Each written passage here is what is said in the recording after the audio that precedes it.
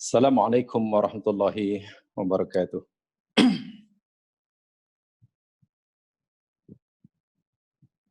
Alhamdulillahi nahmaduhu nasta'inuh wa natubu ilaihi wa nastaghfiruh. Na'udzu billahi min syururi anfusina wa min sayyiati a'malina. May yahdihillahu fala mudilla lahu wa may yudlil fala hadiya lahu. Asyhadu an la ilaha illallah wahdahu la syarikalah wa asyhadu anna Muhammadan abduhu wa rasuluh. Allahumma salli ala Muhammad wa ala ali Muhammad kama sallaita ala Ibrahim wa ala ali Ibrahim wa barik ala Muhammad wa ala ali Muhammad kama barakta ala Ibrahim wa ala ali Ibrahim innaka Hamidum Majid. Rabbi israh li sadri wa yassir li amri wahlul 'uqdatam min lisani yafqahu qawli. Allahumma yassir wa la tu'assir fa inna taysira kulli 'asirin 'alaika yasir.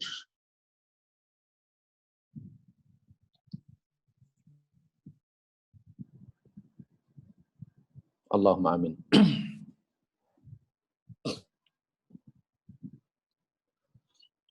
Para pendengar yang dirahmati Allah sekalian, kita doakan mudah-mudahan sentiasa diberkati dan dirahmati oleh Allah Subhanahu wa taala.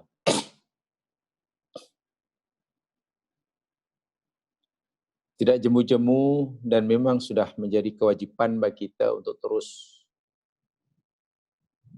meningkatkan kualiti kehambaan kita kepada Allah Subhanahu wa taala.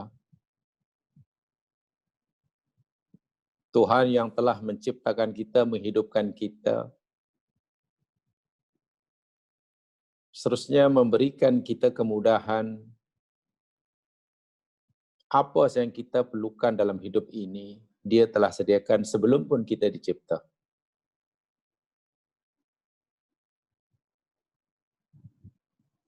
Bukan sekadar diberikan keperluan, disediakan keperluan, bahkan diturunkannya Nabi, diutuskannya Nabi, diturunkannya Al-Quran, diberitahunya, ini jalan lurus, ini jalan bengkok.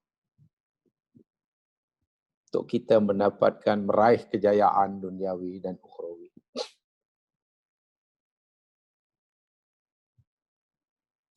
Terlalu banyak nikmat Allah yang Allah berikan pada kita. Semalam kita telah pelajari, kita telah ketahui. Salawat dan salam mudah-mudahan sentiasa kita pohonkan pada Allah Subhanahu wa taala agar ia sentiasa dilimpahkan kepada Nabi Muhammad sallallahu alaihi wasallam. Nabi yang kita harapkan syafaatnya kelak pada hari kiamat. Hari di mana anak pinak harta benda tidak memberikan apa-apa manfaat sedikit pun. Kecuali mereka yang datang menemui Allah dengan membawa sekeping hati yang salim. Nabi yang diamanahkan oleh Allah untuk membimbing kita ke jalan yang ridhoinya. Selama kita hidup di dunia yang hanya sementara ini. Alhamdulillah hari ini kita dapat mulakan semula pengajian kita di bawah tajuk Hakikat Kehidupan atau Arti Kehidupan yang telah kita mulakan pada tahun lepas, beberapa masa yang lalu sudah bersiri. Dan kita akan sambung pelajaran yang telah selama ini kita mulakan hari ini. Kita masih bicara bab yang kedua Jadi boleh dibuka notanya. Bab yang kedua, muka surat 12.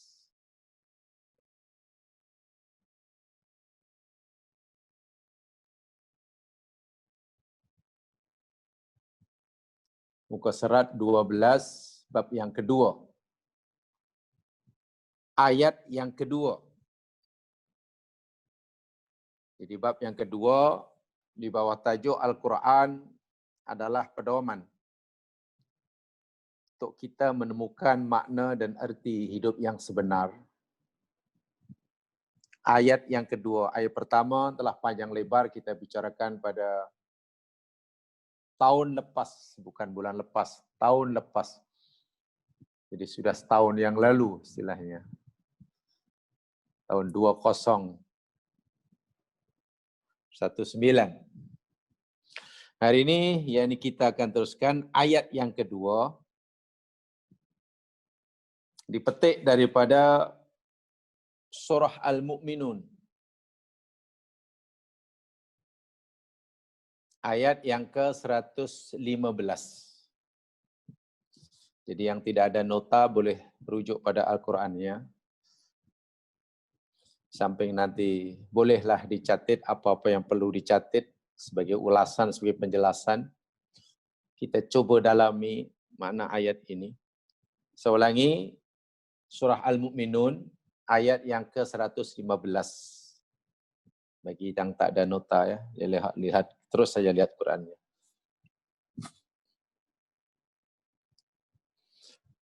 A'udzu billahi minasyaitonir rajim. Bismillahirrahmanirrahim. Afahasibatum annama khalaqnakum 'abatha wa annakum ilaina la turja'un.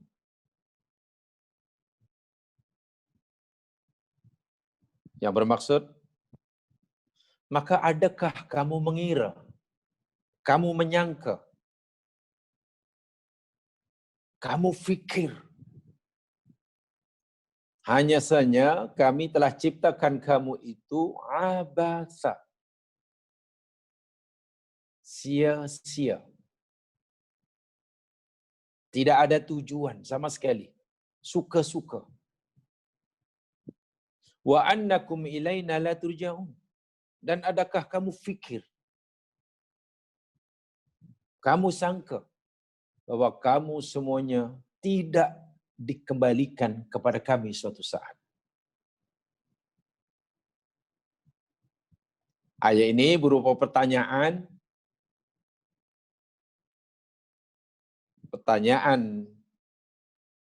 penafian.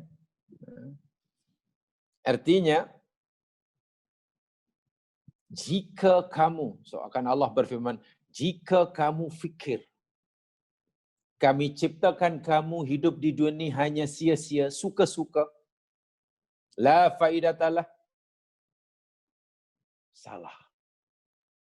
Dan jika kamu fikir, hidup di dunia, kemudian mati, selesai masalah, salah. Jangan sekali-kali berfikir seperti itu. Maknanya Allah beritahu kita, aku tidak cipta kamu ini tanpa tujuan, tanpa faedah, tanpa hikmah. Bukan saja-saja. Abath itu yang masalah, abathan. Itu maksudnya yakni al-amal alladhi la faidata fi. Abath maknanya al-amalu alladhi la faidata fihi. Amalan yang tidak ada faedah sama sekali. Sebab itu dalam bahasa Melayu terjemahan bebas mungkin maknanya suka-suka. Saja-saja. Ya, nak isi masa, boring nak buat apa. Macam kita, mungkin pergi ke rumah kawan, tiba-tiba kawan tu mungkin sedang jahit ke apa, walhal kita tak pernah dengar itu seorang penjahit. Lalu kita, awak sekarang jadi penjahit ke? Katanya. Tak adalah, suka-suka je, saja-saja. Sebab itu jika jahitannya tak jadi dan nanti tidak bermanfaat dan memang bukan untuk dimanfaatkan, karena memang suka-suka. Itu namanya abath. Jadi Allah tanya, adakah kamu fikir aku cipta kamu itu sia-sia? Tak ada tujuan. Dan adakah kamu fikir bahwa kamu nanti tidak akan kembali kepada kami? Maksudnya, jika kamu fikir seperti itu, sangkaan kamu itu adalah salah dan sesat. Di dalam ayat yang lain, bahkan Allah berfirman dalam surah Al-Qiyamah ayat 36. Surah Al-Qiyamah ayat 36.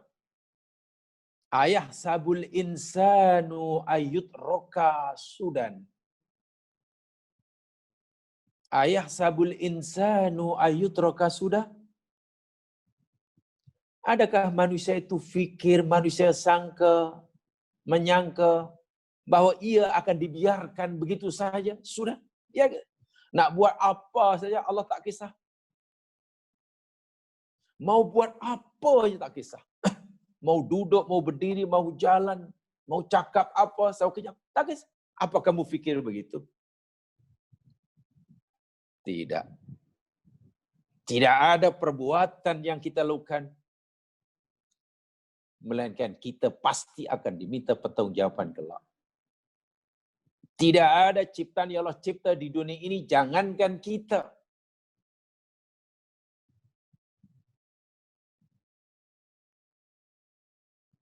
COVID-19 yang kita tak nampak. Apakah kamu fikir itu sia-sia? Allah kata. Aku saja-saja nak ciptakan COVID-19. Ada faedahnya, ada hikmah. Sama ada kebaikan yang aku ciptakan di sebalik ciptaanku yang bernama COVID-19 ini. Virus corona ini.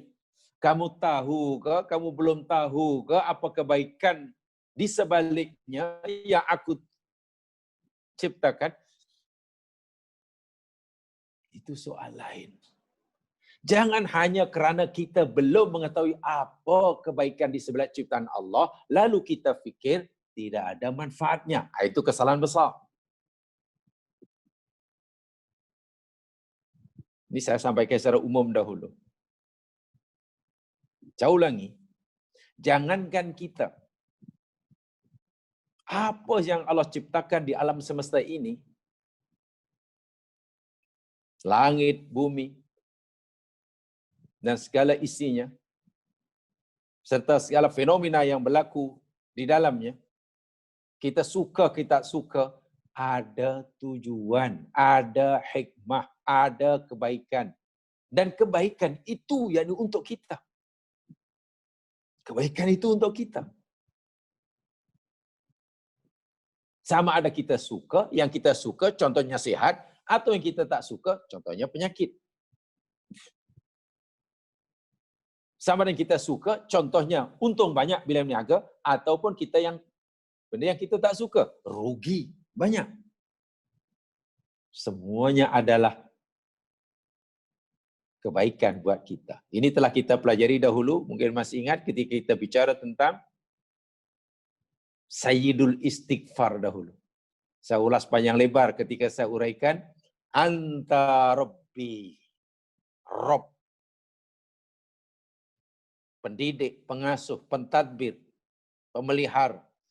Sehingga apa yang dilakukan oleh Allah terhadap alam ciptaannya, semuanya yakni dalam bingkai, dalam konteks tarbiyah. Tujuannya supaya kita jadi. Jadi tidak ada yang sia-sia. Saya ulangi, jika sekiranya kita belum mengetahui apa hikmah, apa kebaikan di sebalik ciptaan ini tidak bermakna ciptaan Allah tidak ada kebaikan, tidak ada hikmah. Hanya kerana kita belum tahu. Sebab itu, jika kita belum mengetahui apa kebaikan yang Allah nak berikan pada kita dengan ciptaannya ini, contohnya dengan COVID-19, jangan kita kata ini tidak ada faedah. Jangan kita kata ini tak ada hikmah. Jangan kita kata ini tidak ada manfaat. Jangan kita kata, ini sia-sia. Kita tidak tahu hikmahnya, bukan maknanya tidak ada. Kan hanya kita. So itu kita kata, Allah ajar kita bagi orang yang cerdas. Yang Quran kata, ulul albab. Ulul albab ya ini bukan sekadar seorang cendekiawan. Ulul albab bukan hanya seorang ulama. Ulul albab sebenarnya pengertian mudah dalam bahasa sekarang, bahasa mudah. Seorang yang telah berjaya menggabungkan dua kecerdasan. Satu kecerdasan akal fikirannya, dipanggil kecerdasan intelektualnya. Yang kedua yakni kecerdasan spiritualnya. Gabungan antara kecerdasan antara IQ dengan SQ. Kalau dalam bahasa Al-Quran, gabungan antara tadzakur. Tadzakur itu letaknya dalam hati, itu kerja hati. Yadhkurunallaha qiyaman wa qu'udan wa ala junubihim. Itu kerja tadzakur, itu hati. Digabungkan dengan kecerdasan intelektual. Wa yatafakkaruna fi khalqis samawati wal ard. Berfikir tentang rahsia ciptaan langit dan bumi. Zikirnya kuat, fikirnya mantap. Jadi satu. Itu yang saya katakan. Dengan zikir yang kuat, mana ia seorang ulama. Digabungkan dengan fikir seorang cendekiawan. Itu ulul albab. Setelah mereka merenung segala ciptaan Allah, dia kata, Rabbana ma khalaqta hadza batila. Wahai Tuhan kami, Engkau tidak cipta semua ini sia-sia. Subhanak maha suci Engkau ya Allah. Karena selama ini hamba-Mu telah bersalah sangka. Telah berfikir, telah menyangka bahwa ciptaan-Mu ini sia-sia. Sepatutnya Engkau tak cipta benda ini. Kenapa Engkau cipta? Sepatutnya Engkau cipta benda itu. Kenapa Engkau tak cipta? Inilah yang selama ini hamba-Mu fikirkan tentang Engkau. Hamba-Mu silap, ya Allah, Maha Suci, ya Allah. Selepas hamba-Mu berfikir tentang ciptaan-Mu, baru hamba-Mu nampak. Tidak ada satu pun ciptaan-Mu di alam semesta ini yang sia-sia. Itu ulul albab. Lalu dia menyucikan Allah. Subhanak. Kenapa? Karena selama ini sudah tidak menyucikan Allah. Apa buktinya? Dia telah menuduh Allah atau telah berfikir Allah mencipta sesuatu sia-sia. Itu tidak menyucikan Allah.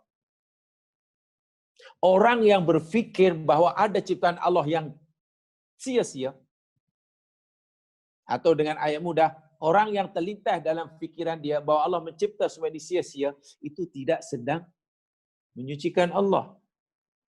Setelah dia belajar merenung,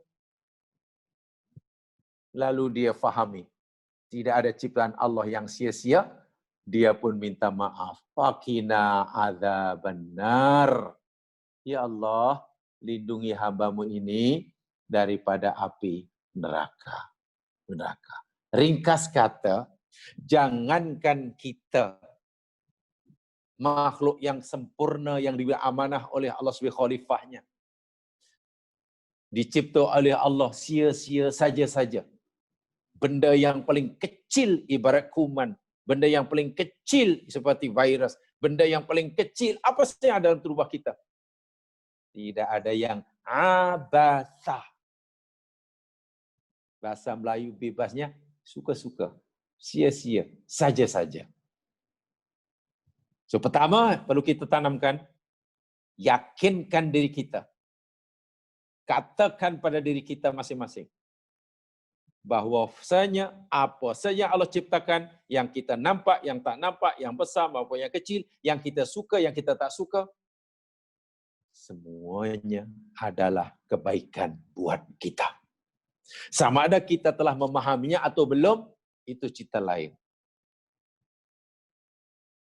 Jangan sekali-kali kita mengatakan bahwa benda ini sia-sia, benda ini tidak perlu ada hanya karena kita belum dapat memahaminya. Itu salah yang besar. Itu kesalahan besar. So Allah tegur dalam ayat ini. Adakah kamu fikir, kamu sangka aku cipta kamu ini abasa. Abas tadi saya katakan al-amal alladzi la faidata lahu. Amal yang tidak, perbuatan yang tidak ada faedah sama sekali. Itu namanya abasa. Abasa. Dan Maha Suci Allah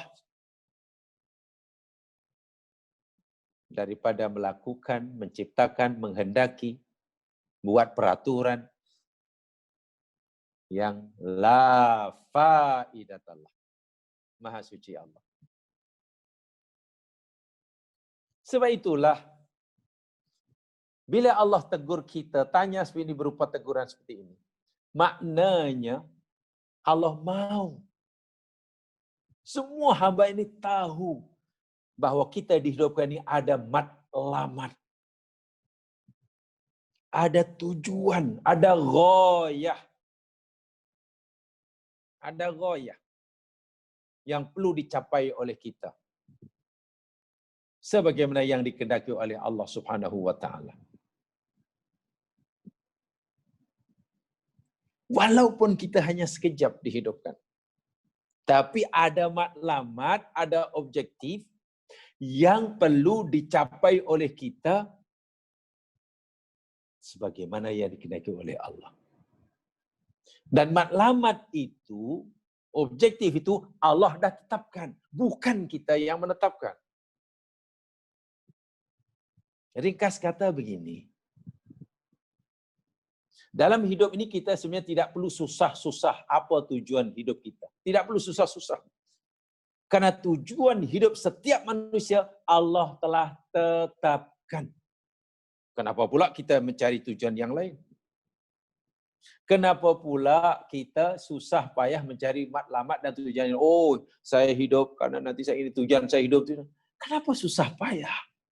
Allah sudah tetapkan. Dan itu telah kita pelajari dalam ayat yang pertama tu. Dalam nota ini ayat pertama tu. Mama khalaqtul jinna wal insa illa liya'budun. Matlamatnya sudah ditetapkan.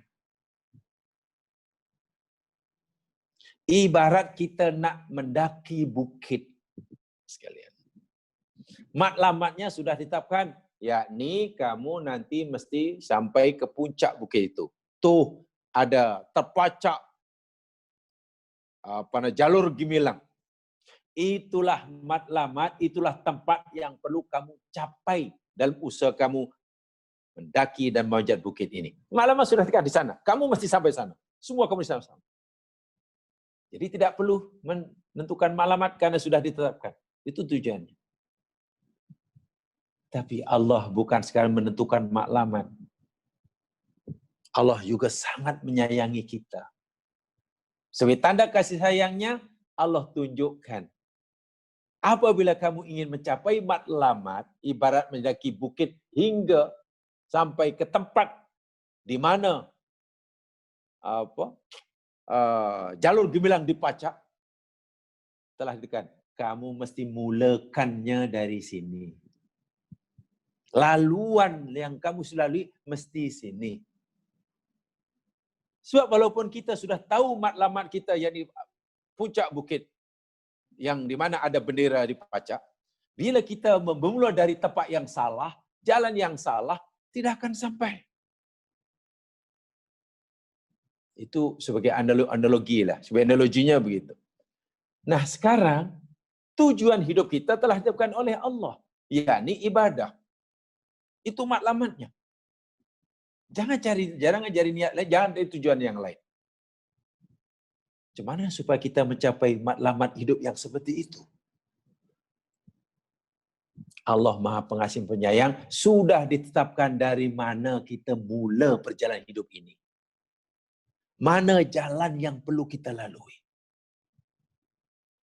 Jadi kita tidak boleh memulakan dari tempat ikut suka hati kita. Kita tidak boleh melalui jalan ikut kemauan dan selera kita. Jalan hidup kita ini sudah ditetapkan oleh Allah. Kamu mesti lalu ini. Jangan lalu itu. jika kamu ingin mencapai matlamat yang aku telah tetapkan. Jangan paling kanan, jangan paling kiri. Karena peluang ini jamaah sekalian diberikan oleh Allahnya sekali sahaja. Peluang yang Allah berikan pada kita untuk mencapai matlamat hidup, tujuan kita diciptakan hanya sekali. Dan sekali itu yakni di sini dan kini. Yang dalam bahasa agama, bahasa Al-Quran dipanggil Al-Hayatud Dunya. Jadi kehidupan yang kini dan di sini. Sekali saja. Yaitu bila gagal di sini dan gagal yang kini, kita tidak punya peluang lagi. Bila sudah pindah ke alam sana, itu bukan masa dan bukan tempat untuk mencapai matlamat hidup. Bukan. Masa, peluang, tempat yang Allah berikan kepada kita untuk mencapai matlamat hidup.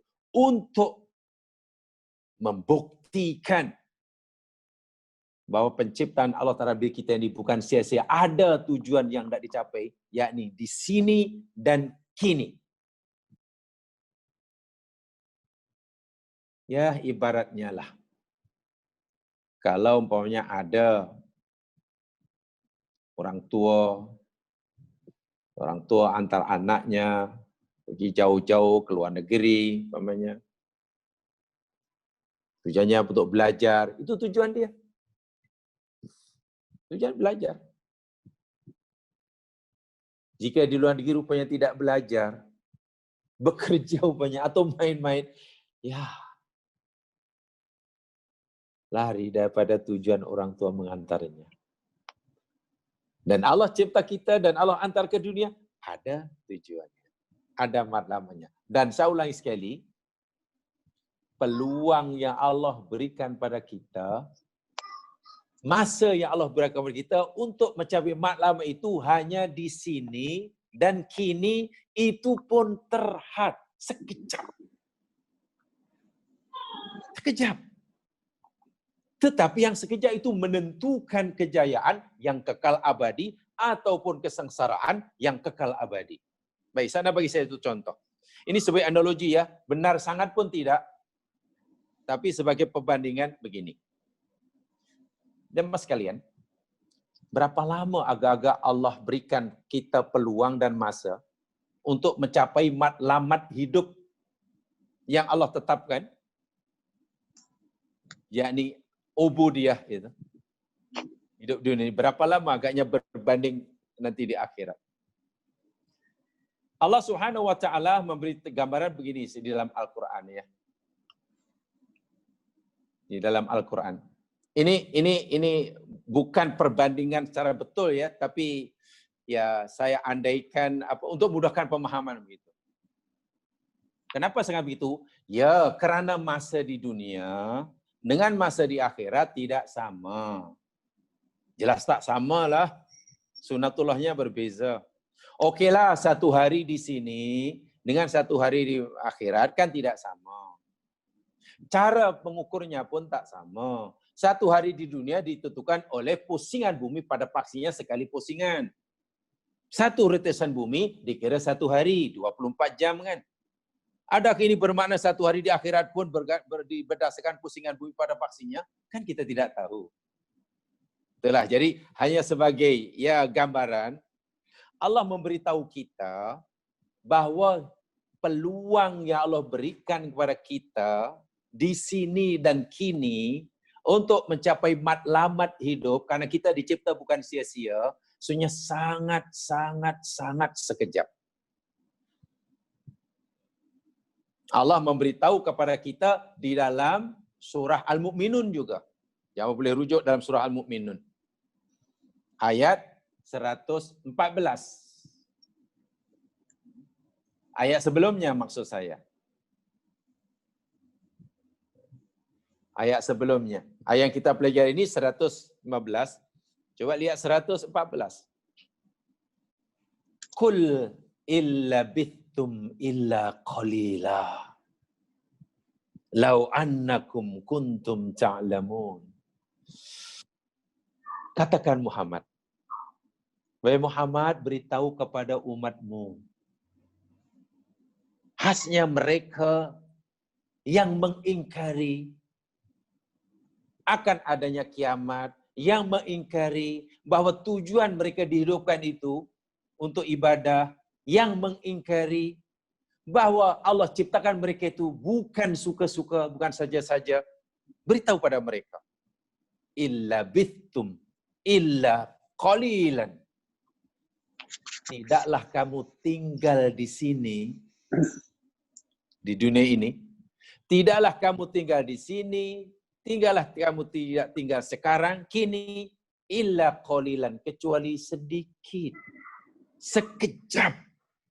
Sekejap dan sedikit. Tak tahulah sesaat ke 2 saat. Lau annakum kuntum ta'lamun. Tengok.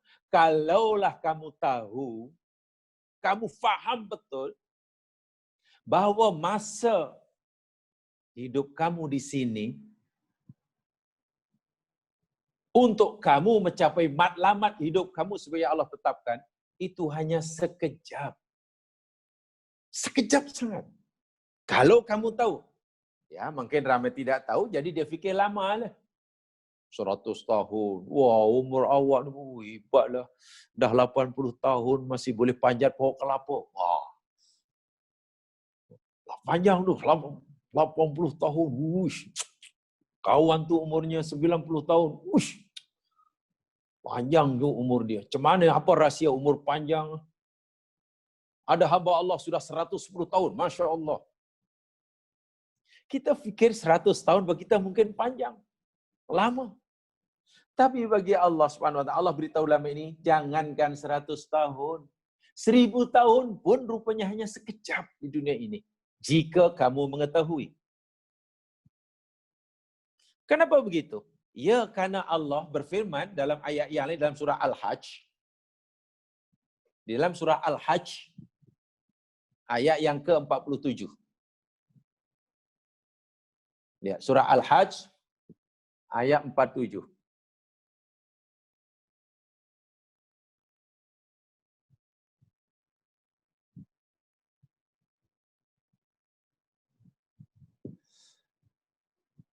Sudah? A'udzubillahi minasyaitonirrajim. Wa inna yawman 'inda rabbik ka'alfi sanatin mimma ta'uddun. Wa inna yawman 'inda rabbik, dan sesungguhnya satu hari di sisi Tuhanmu adalah ka'alfi sanah, seperti 1000 tahun. Mimma ta'uddun, daripada apa yang kamu hitung. Satu hari di sisi Tuhanmu itu sama dengan 1000 tahun ikut hitungan kamu. Tadi saya katakan, adakah satu hari di akhirat itu maksudnya yakni berdasarkan pusingan bumi pada paksinya? Wallahu a'lam. Tapi kalau satu hari di dunia, itu kan cara menentukannya berpandukan rotation bumi. Sekali berotasi, itu dikira satu hari atau 24 jam. Tapi apakah satu hari di akhirat itu maknanya berdasarkan pusingan bumi pada paksinya? Karena di akhirat pun ada bumi. Ini bumi dunia. Nanti bumi ini akan dihancurkan, ditukar dengan bumi yang lain. Itu Quran beritahu kita. Yauma tubaddalul ardu ghairal ardi. Bumi akan ditukar dengan bumi yang lain. Tapi apakah akhirat nanti ada hari bumi berpusing dan setiap pusingan dikira satu hari yang lamanya sama dengan 1000 tahun di dunia? Wallahu a'lam. Tapi saya ingin hanya beritahu begini saja. Okeylah, satu hari di akhirat sama dengan 1000 tahun di dunia. 1000 tahun di dunia. Sekarang begini. Jadi saya nak katakan bahwa kita di sini sekejap dan bukan sia-sia walaupun sekejap, tapi yang sekejap itu masa yang paling berharga untuk kita mencapai matlamat tujuan kita diciptakan. Sekarang begini, coba jamaah buat kira-kira sedikit. Ambil pen buat kira-kira sedikit ya.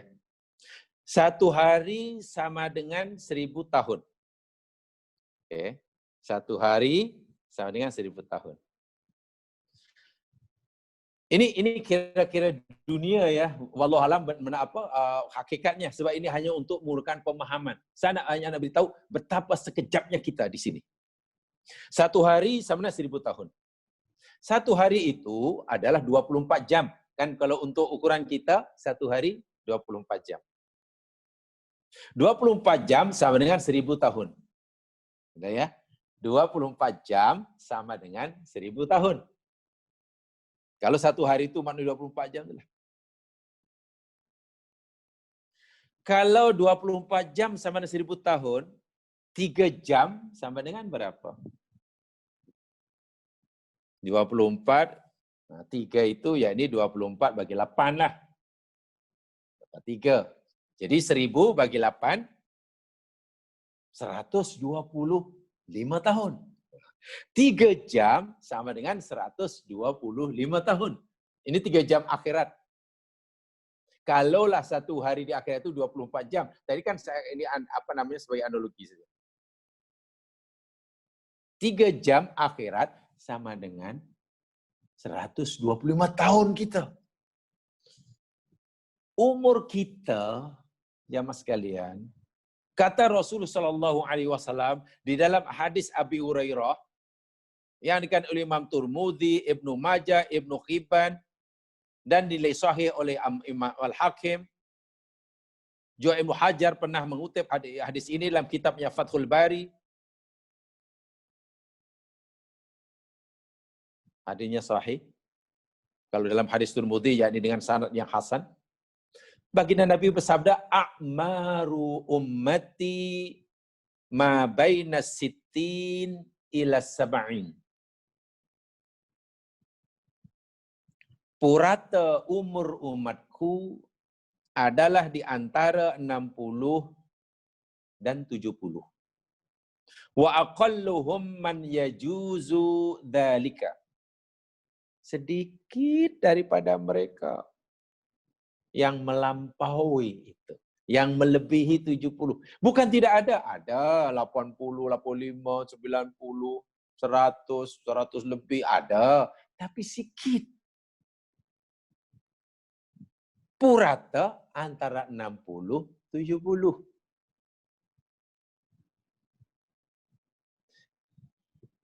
Puluh 70 mungkin orang fikir lama. Tapi coba fikir. Tadi saya katakan, 1 hari akhirat, 1000 tahun dunia. Kalau 1 hari itu 24 jam, mana 24 jam sama dengan 1000 tahun. 3 jam, maknanya 125 tahun. Umur kita antara 60 dan 70. Jadi kalau itu umur kita, kalau kata umur kita 60, 62, 60, hanya 1 jam setengah. Nilainya hanya sama dengan 1 jam setengah. Bila umur kita 62 tahun, tak sampai pun 2 jam. Umur 70 tahun tak sampai 2 jam. Jika umur katalah 70 tahun, tak sampai 2 jam. Ya mungkin hanya 1 jam. 40 minit, tak sampai pun. 1 jam 35 minit. 70 juga sekarang sudah dipakai berapa? 60, 50, tinggal 20 tahun. Berapa jam lagi? Bayangkan peluang yang Allah berikan pada kita di sini. Jika umur Nabi kata umur umatnya antara 60 dan 70, hanya 1 jam setengah. Sekejap. Yang sekejap itu bukan sia-sia, itu sangat menentukan. Jika tidak dimanfaatkan dengan betul-betul, karena dia fikir tadi boleh buat sesuka hati. Sebagaimana dalam surah Al-Qiyamah tadi, ada kamu fikir, kamu dibiarkan begitu saja. Tadi dalam surah Al-Qiyamah yang saya bacakan tadi. Ayat sabul insan, ayat rokas sudah.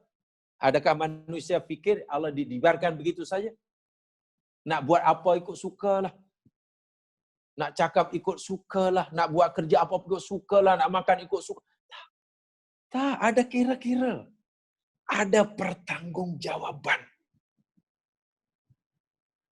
Sama ada yang kita ucapkan yang orang dengar, sama ada yang kita buat yang orang nampak, atau apa yang ada dalam hati kita.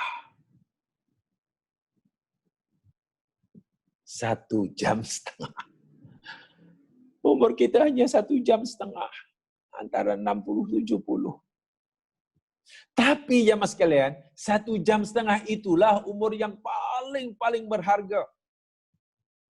Sehingga orang yang dah meninggal pun nanti, Masya Allah, dia ingin sekali, dicemburu ya mas sekalian.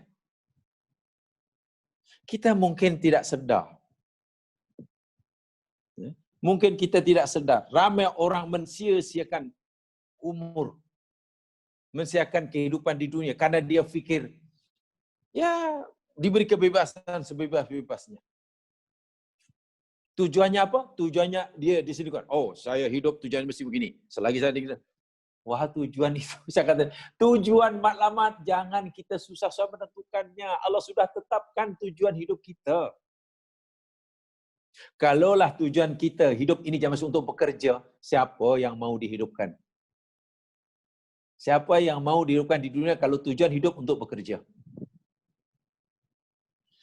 Jika matlamat hidup ini tujuan untuk berkeluarga, siapa yang mau dihidupkan? Kan berkeluarga susah. Jaga anak susah, jaga itu susah. Oh, tujuan hidup yang untuk makan. Siapa yang mau hidup untuk makan?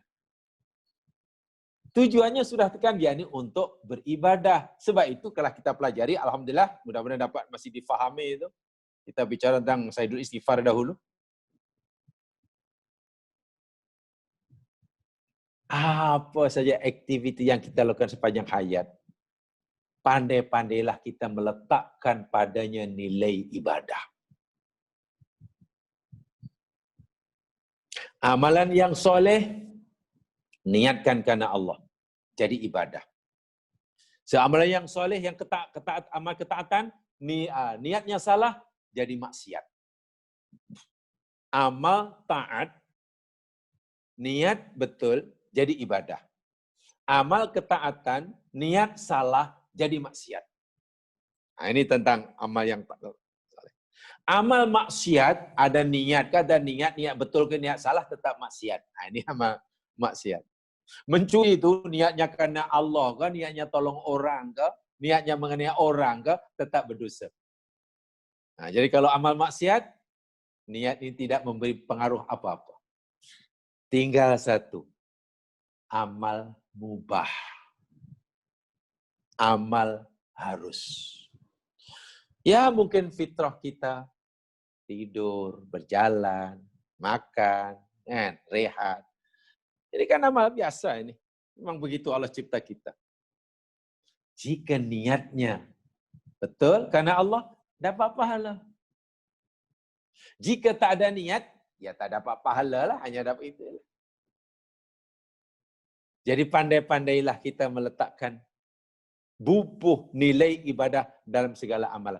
Kerana umur kita sebenarnya hanya 1,5 jam. Dan 1 jam itu yakni umur yang Masya Allah amat-amat dicemburuhi oleh mereka yang gagal memanfaatkannya bila mereka sudah kembali kepada Allah Subhanahu Wa Taala. Orang yang dah meninggal aja mas sekalian. Orang yang meninggal atau orang yang akan meninggal, bila mereka mensia-siakan umurnya, karena dia fikir semasa hidup tu dia ingat suka hatilah.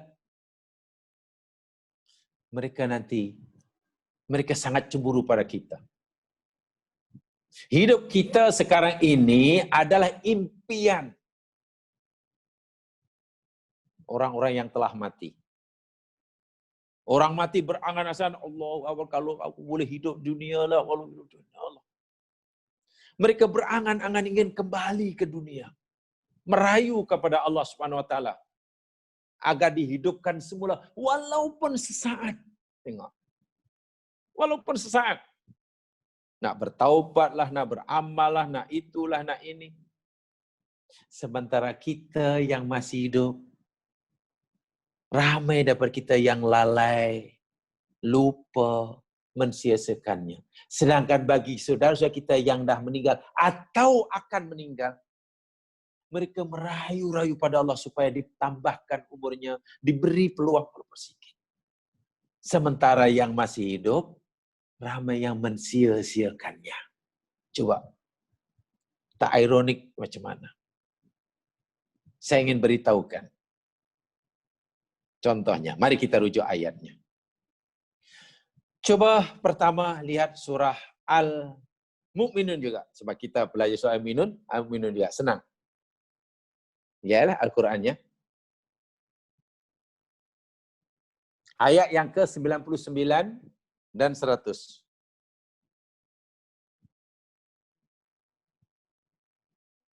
Al-Mu'minun. 99 dan 100. Belakang.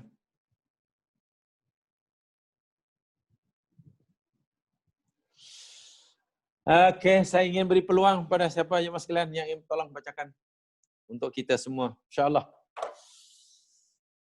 Sila. Al-Mu'minun. 99 dan 100. Sila. Siapa saja mas sekalian yang ya syukurilah. Okey, sila. Bismillah.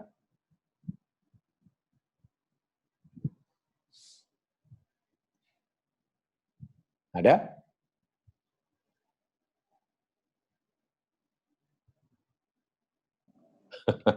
Ketua darjah.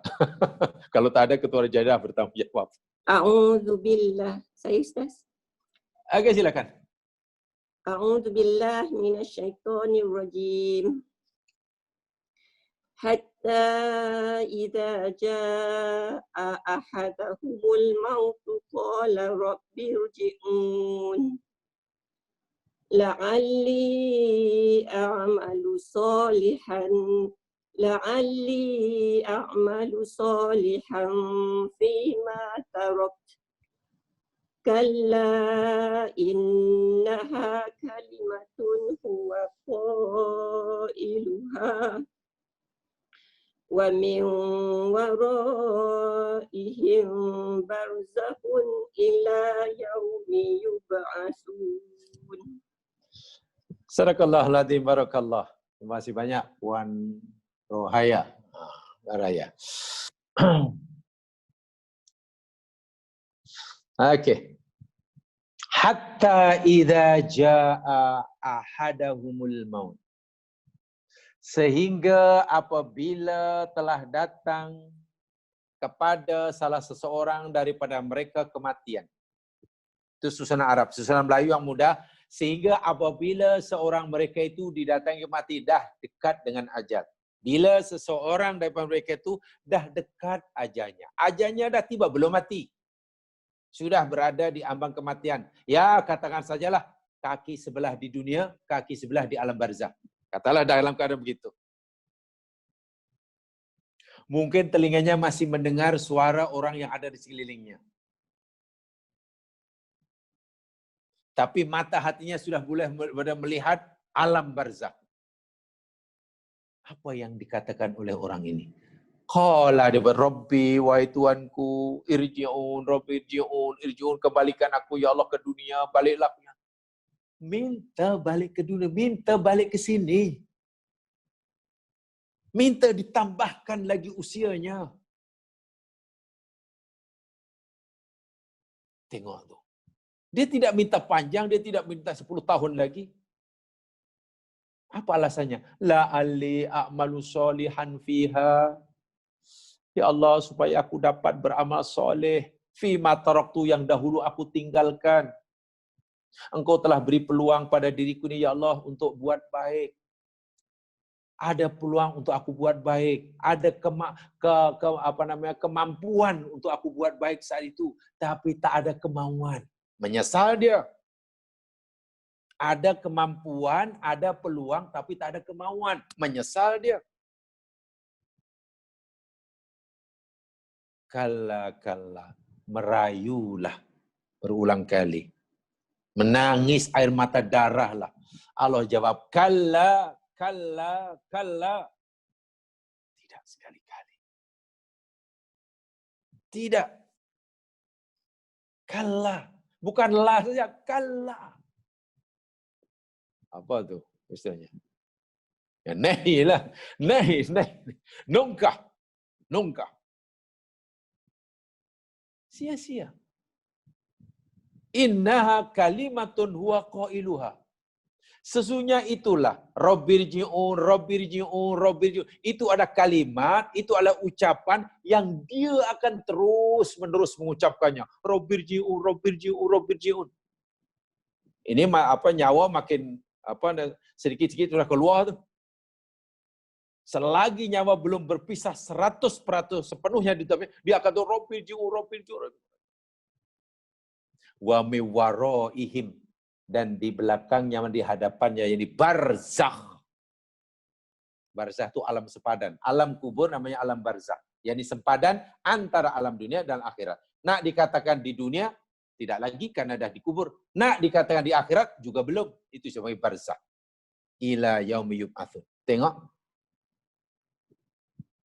Apa pengajaran boleh kita ambil daripada Al-Mu'minun 99-100 ini? Mereka yang mensia-siakan umurnya di dunia, yang mereka fikir dahulu semasa hidup di dunia selama 60 tahun, 70 tahun, 100 tahun, mereka fikir boleh buat sesuka hati. Mereka fikir boleh menentukan tujuan hidup aku untuk ini. Wah, tujuan hidup telah Allah tetapkan. Maknanya sudah larilah daripada tujuan Allah menciptakannya. Ibarat budak tadi diantar ke luar negeri untuk belajar, dia sudah lari daripada tujuan maklumat orang tua mengantarnya untuk belajar. Tapi untuk yang lain, tiba masa dah nak habis, baru dia ingin nak itu, nak ini. Tengok, mereka sangat cemburu kepada saudaranya. Mereka amat cemburu kepada adik-beradiknya. Mereka cemburu pada kawan-kawannya yang masih punya peluang untuk beramal soleh di dunia. Kita ni amat dicemburui ya mas sekalian. Kita yang masih hidup sekarang ini di sini ni amat dicemburui oleh saudara-saudara kita yang telah berada di alam barzakh atau oleh mereka yang berada di ambang kematian. Mereka ingin kembali, ingin nak. Atau kalau dalam bahasa sebaliknya, dalam bahasa mudah, mereka kata, bertuahlah engkau kawan, engkau masih hidup, engkau masih punya peluang, aku dah tak ada, aku minta pun tak bagi, bertuah engkau. Coba, tidak rugi bagaimana kita hidup di dunia. Jika kita fikir hidup ini kita, jalan hidup kita fikir boleh kita tentukan sendiri. Matlamat kita tentukan sendiri. Tak, matlamatnya sudah ditetapkan. Dan untuk mencapai maklam itu Allah pun sudah letakkan garis panduannya. Diutusnya Rasul, diturunkannya Al-Quran, ini boleh, ini tak boleh, ini halal, ini haram, ini elok, kamu tinggal, ini tak elok, kamu buat. Dan lain sebagainya. Jadi tidak sia-sia. Tidak sia-sia. Sebab itulah Allah ingatkan kepada kita yang masih hidup. Supaya kita tidak mengalami seperti itu. Nanti kita tidak akan mencemburu kepada mereka yang masih punya peluang. Karena mereka, orang yang cemburu ini orang yang sia-sialah. Mensia-siakanlah umurnya lah. Yang mereka fikir hidup ini abata. Sudah. Bagaimana caranya? Lihat dalam surah Al-Munafikun. Ayat yang ke-10. Sekarang lihat Al-Munafikun ayat 10.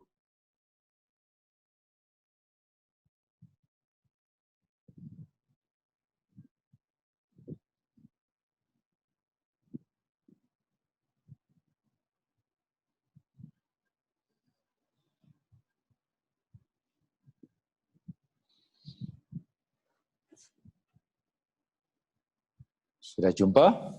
Wa anfiqu mimma razaqnakum min qabli an ya'tiya ahadakumul maut. Allah ingatkan satu di antaranya. supaya hidup ini tidak sia-sia, peluang ini tidak sia-sia. Kemampuan ada, peluang ada, hendaklah kita ada kemauan. Jangan ada peluang, ada kemampuan, tapi tak ada kemauan. Wa anfiku, dan infakkan oleh kamu mimma, sebagian dari apa yang razaqnakum, rezeki yang kami berikan pada kamu. Bila masa infak, menginfakkan rezeki, menginfakkan tenaga, menginfakkan ilmu, menginfakkan idea, menginfakkan apa sajalah, maknanya berkongsi nikmat yang Allah berikan pada kita dengan orang lain. Ini makna yang lebih luas. Makna yang asal, infak maknanya memberikan sebagian rezeki material kepada orang lain. Itu makna yang tersirat, yang tersirat. Makna yang lebih luas, kita berkongsi nikmat yang Allah berikan pada kita dengan orang lain. Nikmat itu apa? Macam-macam. Harta benda, kesehatan, ilmu, tenaga, buah fikiran, kekuasaan, apa sajalah. Pertolongan. Bila Allah suruh kita berkongsi nikmat dengan orang lain ini, sekarang min qabli ayat ya ahadakumul maut, sebelum datang kepada kamu, seorang kamu kematian tuh, sebelum mati. Kenapa? Kerana bila kita mensia-siakan peluang ini, kita fikir hidup ini ikut suka hati kita. Tak apalah, asal ai suka ai buat. Allahu akbar walillahilhamd. Benda ni ai suka, ai kena buat. Benda ni ai seronok. Hidup hanya malam menunggu siang, siang menunggu malam, pagi menunggu petang, petang menunggu pagi. Bila siang, Allah, pada petang, kalau malam, malam tidur. Kalau tidur, Allah, dah pagi, pagi. Masya Allah. Rugi.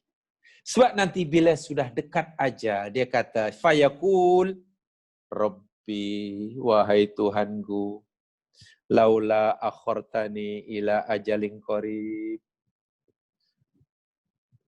Kenapalah tidak, apalah sudi kiranya, ya Allah, Engkau tangguhkan umurku hingga tempoh yang dekat. Maknanya dia minta tambahan masa. Janganlah cabut nyawaku sekarang. Bolehlah bagi masa saya dulu esok ke. Kalau malam besok pagi ke. Kalau pagi datang petang nanti ke. Fa'as-soddaqah. Aku hendak bersedekah. Wa aku minas solihin. Dan aku ingin menjadi orang yang soleh. Menyesal lagi. Tengok. Mereka ini sangat cemburu kepada saudara yang belum tiba masanya. Jadi kita yang dicemburi hendaklah sedar. Yakni, jangan sia-siakan. Karena memang hidup bukan untuk Allah cipta kita bukan sia-sia. Ada tujuan. Tujuannya apa? Tujuannya yakni maklamat yang tidak dicapai tadi. Macam mana cara mencapai maklamat? Allah sudah tetapkan caranya, jalannya. Penjelasan ini sebenarnya sudah uraikan ketika dibicara ayat yang pertama itu. Jadi bertualah kita. Kita masih bertuah. Karena diberi peluang. Tetapi rasa bertuah kita sekarang ini mungkin akan mengakibatkan kita penderitaan dan penyesalan yang tak sudah jika kita mensia-siakannya. Benar kita bertuah karena masih hidup di sini dan kini. Tetapi kebertuahan ini mungkin waliyadzubillah akan bertukar, berubah menjadi punca penyesalan yang tak sudah, yang berpanjangan jika kita mensia-siakan. Jika kita fikir hidup ini boleh kita buat apa saja, ikut suka kita, wah kita ini diatur oleh Yang Maha Mencipta. Ini. Paham ya? Baik, untuk sementara itu, saya bagi masa untuk bertanya pada jam sekalian. Siapa yang ingin bertanya sila? Sebelum saya sambung, mungkin ada yang ditanyakan. Silakan. Ada soalan dalam mesej, Ustaz. Soalan dalam chat. Tak ada? Oh ada. Assalamualaikum. Oke, Ustaz. Mau bertanya, Ustaz, kita sudah yakin bahwa Allah adalah Tuhan yang sebenar. Okay. Tapi bagaimana agar lebih mantap bahwa Allah adalah Tuhan yang sebenar-benarnya? Terima kasih. Ya, jawabannya mudah saja. Rajin-rajinlah attend kelas akidah tauhid. Satu di antaranya. Yayasan Taklim telah menyediakan kelas pelajaran akidah tauhid. Hanya bila kita kenal, insya Allah kita makin yakin. Mungkin kita yakin bahwa Allah Tuhan kita, tapi kita belum mengenali sepenuhnya. Tapi kalau kita sudah mengenali sepenuhnya, kenapa kita mengakui Allah itu Tuhan kita? Ya, supaya kita lebih mencintainya, merasa bertuah mempunyai Tuhan namanya Allah, kenali betul-betul. Bagaimana cara mengenalinya? Ya, sisihkan masa, ruang untuk attend kelas, khasnya ajaran-ajaran akidah yang mungkin mengajar kita siapa Allah itu. Sebaik mana dia itu. Kan? Sebesar mana peranan Allah dalam kehidupan kita ini. InsyaAllah bila kita kenal betul Allah daripada alif hingga ya, kan, keyakinan kita kepadanya semakin mantap. Tidak ada cara lain. Pelajari akidah. Dan saya yakin Darul Taklim telah memberikan kemudahan untuk kita mendapatkannya. Seperti kalau tidak di Darul Taklim, mungkin jamaah tidak duduk dekat sini, ya tempat-tempat lain lah. Yang pasti, ya ini belajar. Belajar itu Pak yang pasti. Oke, yang lain mungkin ada ditanyakan.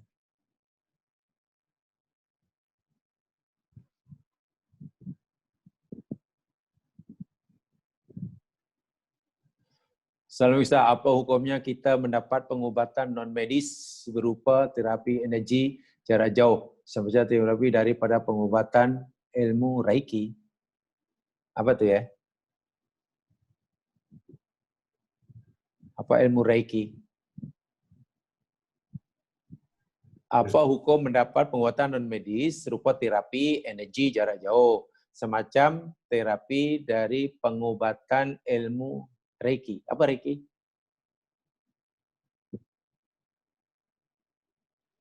Boleh tolong saya? Ada yang tahu apa ilmu Reiki ini?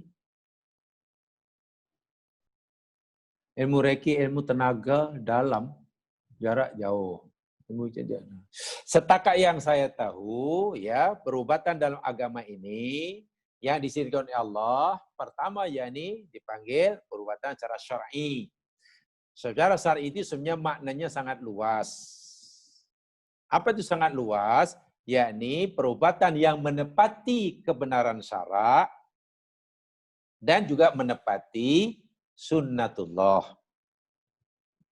Yang menjadi syarat contohnya yakni dengan atib ruqyah syar'iyah atau tibbun nabawi yang diamalkan pada zaman Nabi, ya, berupa mantra-mantra yang dimaksud dari Rasulullah, berupa cara rawat yang diajarkan oleh Nabi, mantra atau zikir-zikir tertentu, ayat-ayat tertentu, atau yang berdasarkan sunnatullah. Sunnatullah itu apa? Seperti perubatan-perubatan yang kita kenal hari ini. Orang dahulu, contoh sakit perut, hanya minum perahan air kunyit sembuh. Itu boleh. Itu namanya sunnatullah. Si kita sakit kepala, kemudian ambil Panadol, karena sakit kepala puncanya ini. Dalam Panadol mengandungi zat bla bla bla bla bla. Boleh menghilangkan sakit kepala. Itu boleh. Itu perubatan berdasarkan sunnatullah. Kedua ini dibenarkan. Adapun beli jarak jauh, seperti mana jarak itu tenaga dalam itu pun saya tak faham, jadi saya tak tahu jawabannya apa. Tapi kalau dari jarak jauh berupa perbuatan berupa doa, silakan.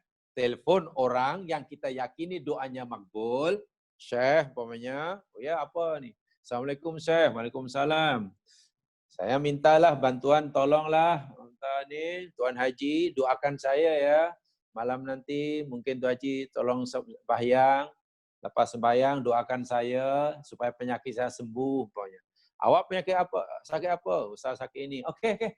Nanti malam nanti insya Allah bila ada masa saya akan berdoa untuk awak. Ini pun perubatan juga. Minta tolong dari orang jauh. Jauhnya mana? Ya jauh lah. Mungkin kita di Malaysia, kawan itu mungkin di mana? Di Alaska mungkin. Boleh. Tapi berupa doa seperti itu. Adapun bukan tenaga dalam, tenaga luar, itu saya tidak tahu. Makna tenaga dalam itu pun saya tidak tahu. Adakah maknanya menggunakan jin atau... Jadi carilah yang dibenarkan dahulu sebelum cari yang pelik-pelik. Itu saja. Yang dibenarkan, yakni ar-ruqyah asyariyah atau at-tibbun nabawi, itu banyak. Sekarang bahkan sudah ada buku yang kalau kita belajar, insya-Allah boleh buat sendiri. Dan yang kedua, yang diberikan sunnatullah. Berikan sunnatullah itu, yakni itulah. Kalau orang dahulu menggunakan al-aqaqir. Aqaqir itu maknanya akar-akar kayu. Akar-akar orang dahulu sederhana aja, akar-akar kayu. Nabi bahkan mengobati apa? Masya Allah, minum madu, umpamanya. Habat sauda, umpamanya. Sekarang dengan perubatan yang ada di hospital, itu perubatan Islam. Asal menepati syarak atau sunnatullah. Atau kalau jarak jauh, suruh orang itu mendoakan kita. Boleh jadi doa dia lebih makbul daripada doa kita. Mana tahu. Itu insya Allah dibenarkan. Adapun tenaga dalam, itu saya pun tidak tahu apa tenaga dalam itu pun saya tidak tahu. Saya pun tidak tahu. Jadi saya tidak boleh menjawab. Assalamualaikum Ustaz, bagaimana membantu seorang yang sedang sakit di hospital dan seolah lupa tentang topik pagi ini dan hilang harapan. Apa itu? Dan seperti Ustaz kata, tersasar dan lupa maklumat kehidupan. Di sini ketakutan. Bagaimana peranan keluarga, khususnya anak yang agak sukar menasihati bersama yang sakit, itu si ayah. Kalau kita meminta ruqyah kepada nanti maksudnya ya, bagaimana membantu orang yang sedang sakit di hospital. Orang bantu orang sakit, pertama, jika sakitnya masih memungkinkan dirawat, ya beri semangat. Mohon pada Allah dan yakin akan berbaik sangka pada Allah bahwa penyakitnya akan disembuhkan. Satu, jika penyakitnya ada kemungkinan masih dapat disembuhkan, kata dokter. Keduanya, yakinkan bahwa penyakit itu adalah tanda sayang Allah kepadanya. Sama ada sebagai penebus dosanya atau untuk meningkatkan darjatnya. Kalau tidak ada dosa, bukan karena dosa, mungkin teguran Allah karena kesilapannya. Sehingga penyakit itu adalah tanda sayang Allah kepadanya.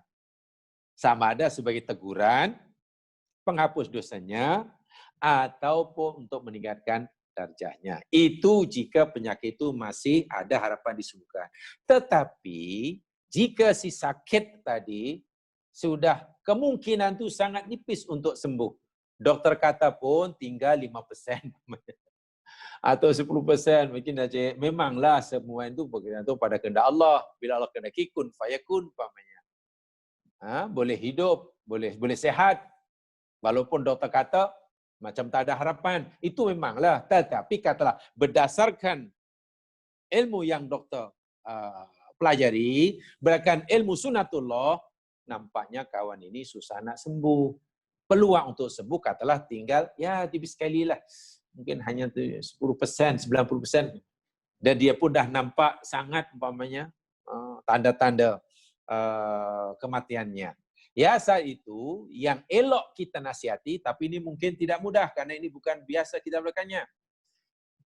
Nasihati si sakit itu, yakinkan dia supaya dia lebih bersedia untuk mati daripada untuk sembuh. Saya ulangi. Bagi orang yang sudah tidak ada peluang atau kemungkinan sembuh nipis sekali, hanya mungkin 5%.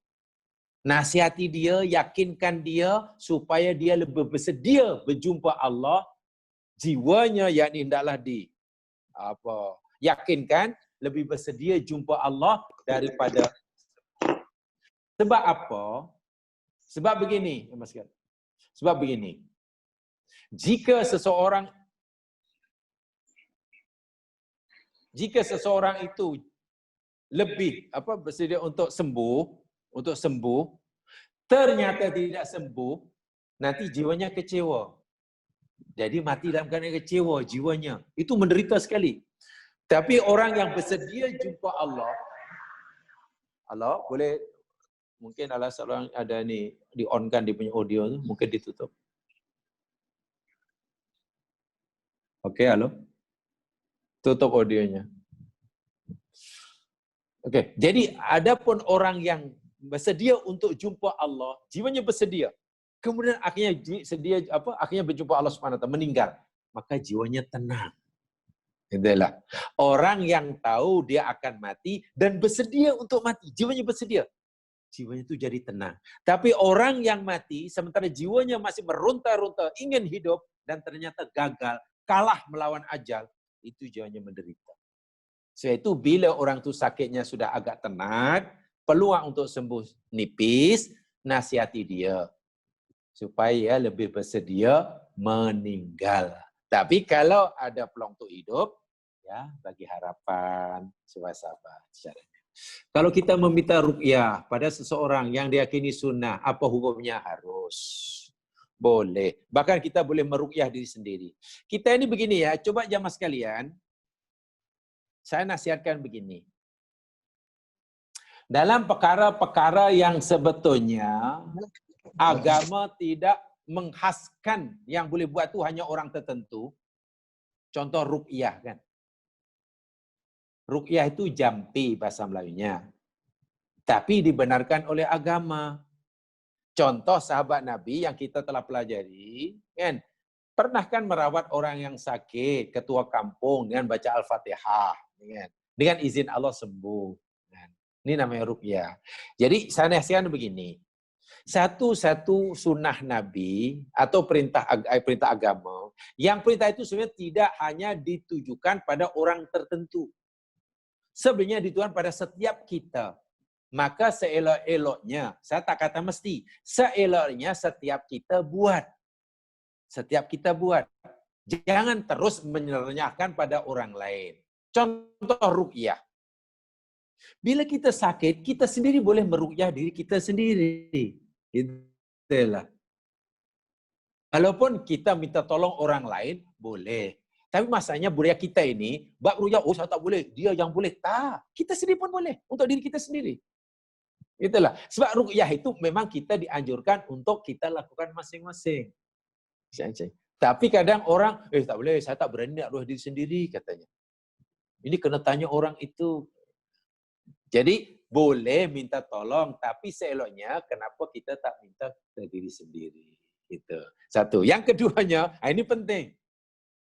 Jamaah sekalian, Nabi memberitahu kita, agak-agaklah, ini pernah kita pelajari dalam, dalam Iyyaka na'budu wa iyyaka nasta'in, belum lama.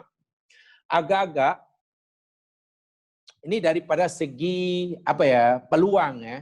Dari segi peluang, berkaitan dengan kesempatan untuk seseorang itu doanya dikabulkan.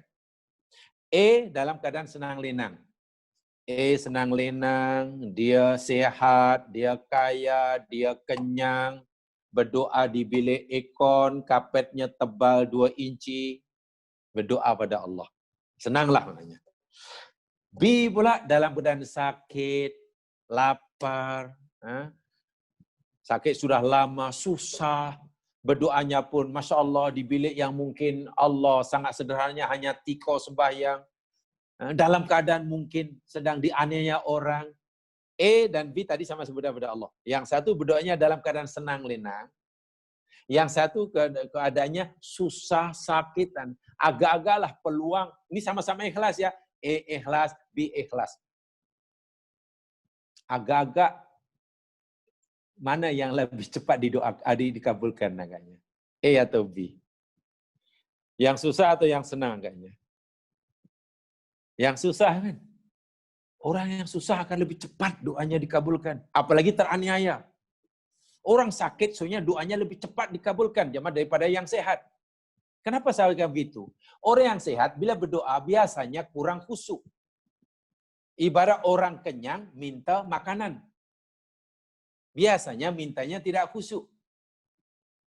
Tolonglah bagi aku makanlah. Kalau ada bagi saya. Kalau tak ada pun tak apa. Air kenyang. Kan begitu. Coba kalau orang tu sedang kelaparan 3 hari 3 malam tak makan. Lalu jumpa orang dan minta makanan. Pasti menangis-nangis. Kenapa? Karena dia lapar. Demikian juga orang sakit. Saya kadang-kadang berfikir begini. Kita melawat orang sakit. Kita doakan dia supaya sembuh. Tidak salah. Tidak salah. Sering kan yang kalau dalam budaya kita, bila kita ziarah orang sakit, yang sakit itu minta pada kita yang sehat untuk mendoakan dia. Itu kan yang biasa berlaku. Jarang kan kita yang sehat minta kepada si sakit supaya dia doakan kita. Jarang. Wah, jangan-jangan doa si sakit itu lebih cepat dikabulkan daripada doa kita. Ya. Sebab itu kalau orang sakit berdoa sendiri pada Allah, mungkin akan lebih cepat dikabulkan. Berbanding yang sehat mendoakan. Sebab yang sehat mendoakannya, dia tidak dapat merasai sakitnya. Sebab itu kalau kita mendoakan orang sakit, sedang kita sehat, syarat pertama, kita hendaklah berusaha untuk merasakan betapa susahnya dia. Betapa sakitnya dia. Kita mendoakan orang susah, hendaklah pertama kita rasakan betapa susahnya dia. Bila kita sudah merasakan susahnya, lalu mohon. Jadi doa kita ini seakan doa orang susah, bukan doa orang senang. Jadi makin susah. Bukan tidak boleh, ini cerita bukan boleh tak boleh ya. Ini bukan cerita boleh tak boleh. Kalau jangan boleh tak boleh, boleh. Saya cerita mana ada yang lebih cepat dikabulkan. Sebab itu ruqyahlah diri sendiri sebelum kita minta orang lain. Syaratnya ruqyah syar'iyah. Gitu jelasan saya. Boleh difahami insya-Allah. Boleh ya? Okey, kalau sudah, sekarang ya mas sekalian, saya ingin sambung sedikit. Walaupun peluang ini saya kata tadi hanya 1,5 jam Allah berikan hidup di dunia, tapi ia sangat menentukan kejayaan kita di akhirat nanti, wa iyadzubillah, di nerakakah atau di surga. Subhanallah, masanya di sini. Di sini ni kita tidak boleh ikut suka hati. Kita suka, buatlah. Kita tak suka, tak naklah. Allahu Akbar. Apa yang Allah berikan pada kita, kita tak suka, kita marahlah. Apa yang kita minta Allah bagi, kita sukalah. Masya Allah. Bukan begitu. Dalam menjalani kehidupan bukan seperti itu. Kita suka, kita buat. Kita tak suka, tak buat. Allah, macam mana? Matlamat telah ditetapkan, cara untuk macam matlamat pun telah ditetapkan. Ibarat nak panjat bukit, matlamatnya di atas bukit sana sampai ke puncaknya. Dari mana kita mula, sudah ditetapkan. Sini, bermula. Mana laluannya, sudah ditetapkan. Mana laluannya pun sudah ditetapkan. Demikian juga hidup sekarang ini. Walaupun ia singkat, kenapa singkat? Hanya 1,5 jam tadi saya katakan. Masya Allah, inilah kurnia Allah. Inilah kasih sayang Allah. Bila kita berjaya memanfaatkan masa hidup di dunia antara 60-70 tahun, yang tadi saya katakan hanya 1,5 jam berbanding hidup akhirat. Itu kalau berbanding 1 hari di akhirat ya, sedangkan di akhirat ini bukan sehari ya, kekal. Pertanyaannya, jika 1 hari di akhirat 1,000 tahun, dan katalah 1 hari itu sama dengan 24 jam, 60-70 tahun itu hanya 1,5 jam nilai dia. Itu bila di akhirat itu hanya 1 hari. Masalahnya di akhirat itu kekal. Pertanyaannya, berapa persen nilai 60, 70 tahun, 100 tahun berbanding kekal? Allahu Akbar. Nilainya kosong. Sebesar manapun, selama manapun hidup kita di dunia, 1,000 tahun, 1,000,000 tahun, 1 bilion tahun sekalipun, dibandingkan dengan kekal, nilainya menjadi kosong. Kan begitu kan? Angka sebesar apapun bila didarab dengan kosong, kan nilainya kosong. Jadi ibaratnya kekal itu kosong lah. Infinity itu kosong. Sebab itu 1,000 tahun dibandingkan kekal, kosong. 1 juta tahun, kosong. 1 bilion tahun di dunia berbanding kekal, kosong. Kalau sejuta tahun, bilion tahun kosong, 60, 70 tahun, kosong. Tapi sekejap ini, bila kita manfaatkan, Allahu Akbar. Berpenat-penat hanya 1,5 jam. Kita terpaksa mengawal hawa nafsu.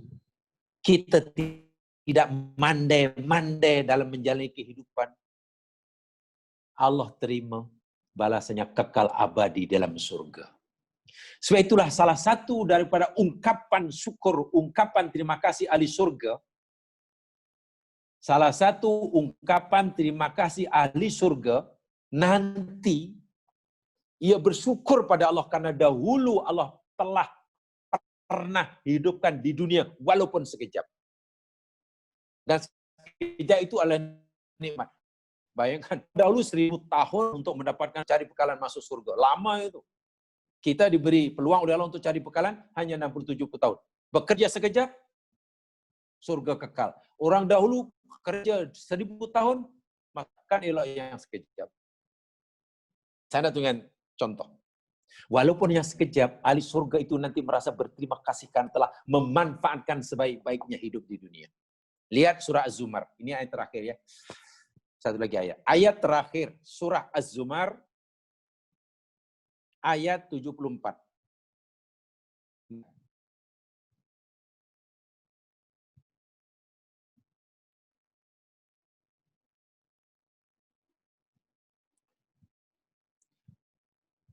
A'udzu billahi minasy syaithanir rajim. وقالوا الحمد لله الذي صدقنا وعده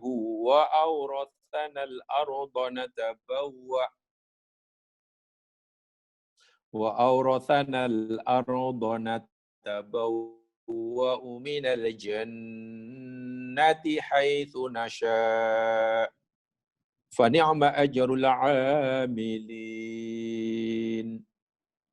Waqalu, dan mereka ahli surga berkata, ini di surga, nih cita nanti di surga. Allah dah beritahu kita sekarang. Ahli surga nanti akan berkata begini. Satu di antara ucapan di surga, Alhamdulillah. Itu kan ucapan terima kasih itu. Alhamdulillah itu kan ekspresi kebahagiaan seseorang. Alhamdulillah, alhamdulillah. Segala puji bagimu ya Allah. Kenapa ahli surga begitu terima kasih pada Allah, memuji Allah? Iya, alladzi shadaqana wa'dahu. Tuhan yang telah membenarkan janjinya kepada kami. Apa yang dahulu dia janjikan, sekarang dia tunaikan. Dahulu dia berjanji ada nikmat surga, sekarang aku sudah berada dalam surga. Dahulu dia janjikan di surga ada sungai, sekarang aku dapat menikmatinya. Dahulu kata ini, sekarang dapat ini. Ini pertama, karena Allah telah menunaikan janjinya. Apa yang kedua, apa yang dia syukuri di surga? Wa aurathanal arda natabawwa'u minal jannati haitsa. Wa aurathana, dan terima kasih padamu ya Allah, segala puji bagimu ya Allah. Bertuah kami ini ya Allah, karena dahulu engkau Allah telah mewariskan kepada kami al-ardo, bumi. Dahulu Allah telah mewariskan kepada diri ini bumi, telah menghidupkan diri ini di muka bumi. Natabawwa'u minal jannati haitsu nasha. Sehingga kami dapat menempah tempat di surga di mana saja kami kehendaki. Allahu Akbar.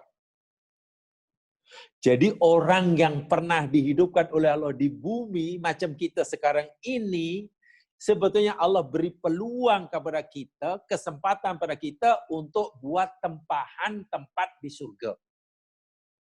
Jadi kalau kita ingin buat tempahan tempat kita di surga, rendah ke tinggi ke, kanan ke kiri ke, sebelah kanan sebelah kiri ke, masa dan tempat buat tempat itu di sini. Di sini nih. Bila? Sekarang. Berapa lama? 1 jam, 1,5 jam tadi. Itulah tujuan hidup. Itulah yang mesti dilalui. Masalahnya adakah yang kita lakukan selama ini, yang kita buat selama ini menjadi tempahan kita untuk dapat tempat di surga, atau jangan-jangan wa'iyadzubillah sebaliknya. Saya itu tengok ahli surga, ini sangat bertuah. Ya Allah, rupanya tidak sia-sia Engkau hidupkan kami. Ya Allah, kami berterima kasih walaupun hanya sekejap. Hamba-Mu Engkau beri peluang untuk buat tempahan di surga. Haitsu nasa, tengok. Di mana saja kami kehendaki. Nak surga rendah, tinggi, kanan, kiri. Masa dan tempat buat tempahan tempat di surga itu di sini dan kini. Sebab itu hidup tidak sia-sia. Hidup bukan sia-sia. Hidup bukan hanya untuk buat apa yang kita suka. Allah telah tetapkan laluan, jalan, peraturan untuk mencari matlamat yang takkan. Matlamat sudah ditentukan, matlamat kita sudah yakini, tapi jika dari mula, tempat mula tidak sebagaimana Allah tetapkan, jalan yang kita lalui bukan jalan yang Allah tetapkan, pun tidak sampai juga. Jadi kena tahu dari mana mula, lalu jalan mana. Kita tahu, oh tujuannya sana, tapi jalannya kita mandai-mandai. Tengok, hanya berpenat-penat. Orang ini sangat merasa bertuah. Pertama, terima kasih pada Allah. Syukur kerana Allah telah membenarkan, menunaikan semua janjinya. Yang keduanya, mensyukuri nikmat hidup. Terima kasih Allah karena dahulu Engkau telah hidupkan kami di muka bumi, Engkau ciptakan kami di bumi, Engkau tempatkan kami di Malaysia, Engkau tempatkan kami di Selangor, Engkau tempatkan kami di gini-gini. Walaupun hanya sejam setengah ya Allah. Dan kami tahu tujuan Engkau menempatkan kami di bumi dahulu. Sehingga kami manfaatkan. Tujuan Engkau ya Allah ciptakan kami di bumi untuk buat tempahan. Natabawa itu mencari tempat, bukan tempat. Minal jannati ila surga. Di terpulang kita diberi kepilihan oleh Allah dan Allah beritahu, kalau kamu ingin tempat di surga, selama ini yang perlu kamu buat. Ini yang perlu kamu cari. Hidup kamu mesti begini, bukan begitu. Yang kamu fikir mesti begini, bukan begitu. Allah dah beritahu. Tapi jika kamu tidak buat seperti mana yang aku tetapkan, ya kamu tidak menempah surga lah. Menempah lawannya namanya neraka. Wa'iyadzubillah. Buat tempahan neraka tu di sini, buat tempah surga pun di sini. Susah-susah di sini, kekal di akhirat, kekal di surga. Itu kan bertuah itu. Senang di sini karena berfoya-foya, walaupun hanya sejam setengah, tapi kekal di neraka. Itu kan kesengsaraan yang luar biasa. Kata orang, nikmat sesaat, tapi sengsara sepanjang masa. Yang satu, berpenat-penat sesaat, tapi bahagia kekal abadi. Jamaah sekalian. Wallahu a'lam.